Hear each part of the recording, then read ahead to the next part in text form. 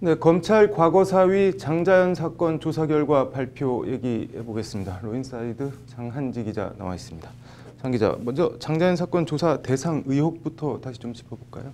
네, 장자연 사건의 핵심 의혹은 네. 크게 두 가지입니다. 네. 하나는 술접대와 성접대가 있었는지, 그리고 장자연 사건 수사 외압이 있었는지 여부입니다. 네. 세부적으로는 소속자 대표 김종승 씨의 강요와 협박, 조선일보의 수사 외압, 장자연 리스트의 존재, 김종승의 위증 여부 등 8개입니다. 네. 이 8개 의혹에 대해서 대검 진상조사단이 실무를 맡아 조사를 진행했고, 어제 조사 결과를 보고받은 검찰 과거사위원회가 그 결과를 발표한 겁니다. 네. 핵심 의혹이죠. 성상납, 성폭력에 대해서는 어떤 결론을 내렸나요? 일단 김종승에 의한 술접대 지시와 강요 사실은 있었던 것으로 확인됐습니다. 네. 김종승이 기획사 대표라는 우월적 지위를 이용해 소속 연기자를 개인적인 술접대에 이용하거나 때로는 강압적으로 술접대를 강요한 사실이 인정된다는 것이 과거사위의 발표입니다. 직접 네. 들어보시죠. 네.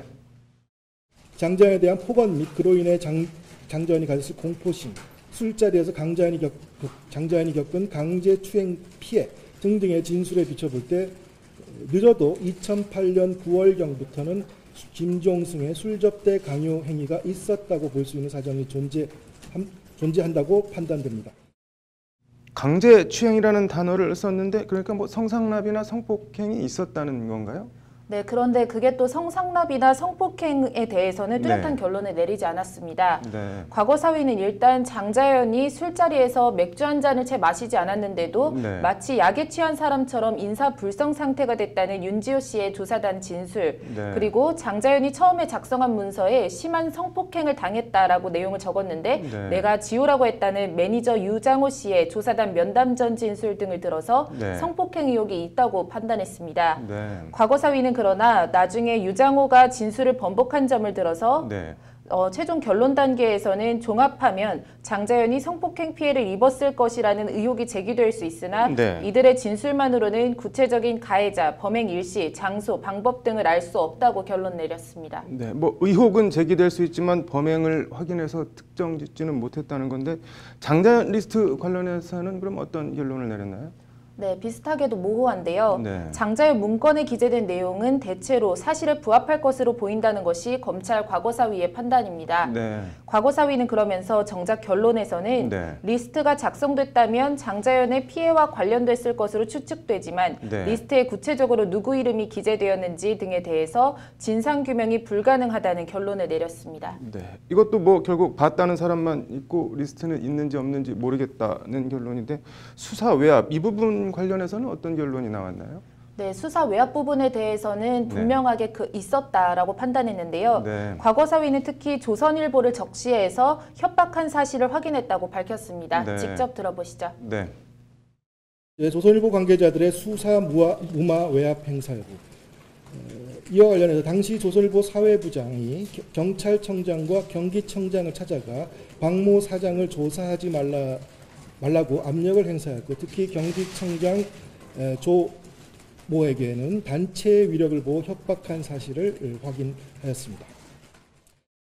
여기서 경기청장 조모 씨는 조현호 경기청장인데요. 네. 조 전 청장은 진상조사단 조사에서 A씨가 찾아와 조선일보는 정권을 창출할 수도 있고 퇴출시킬 수도 있다. 이명박 정부가 우리 조선일보하고 한번 붙자는 겁니까? 라며 자신을 협박했다고 진술한 바 있습니다. 네. 과거사위는 또 장자연 강제추행 피의자 신분으로 조사를 받을 당시 조선일보 조모 기자의 아내가 검사인 점을 수사 검사와 공유한 것도 부적절한 처신이라면서 네. 이제 재발 방지책 마련을 권고했습니다. 네. 뭐 그래서 결론적으로 검찰 과거사위 최종 권고 내용이 어떻게 되나요?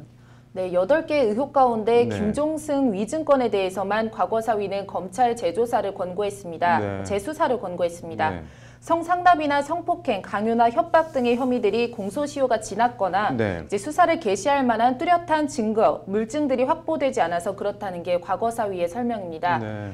이른바 형사상 범죄 구성 요건에 해당하지 않는다라는 건데요. 네. 강신업 변호사의 설명을 들어보시죠. 네. 이런 어떤 범죄 혐의가 증거에 의해서 뒷받침돼야 되는데 지금 나타난 증거만 가지고는 진술이 엇갈린다든지 내지는 장자연 리스트의 어떤 진본의 존재 여부라든지 이런 건 마저도 확실하게 드러나지 않았기 때문에 범죄 어떤 성립 가능성, 범죄 혐의 이런 것들을 입증할 수 없고 현 상태로 때문에 수사 권고를 할 수가 없는 겁니다. 장자연 사건 그럼 또 뭐 결국 이렇게 용두사미로 의혹만 남기고 끝나는 건가요? 어떻게 되는 건가요?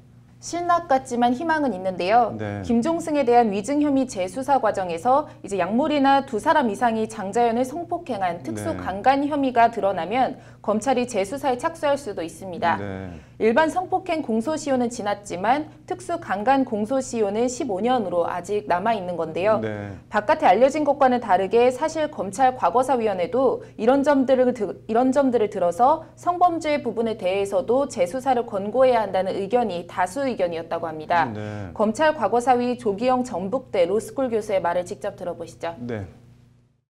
증거가 부족한 것도 분명하지만 전혀 없는 것도 아니고, 그리고 조사단 같은 경우는 강제 수사 권한 이런 게 없습니다. 핵심 참고인의 경우에는 끝까지 진술을 하러 나오지 않았거든요. 근데 이런 것들을 봤을 때 수사기관이 좀 조사할 수 있었으면 좋겠다. 그게 다수 의견이었습니다.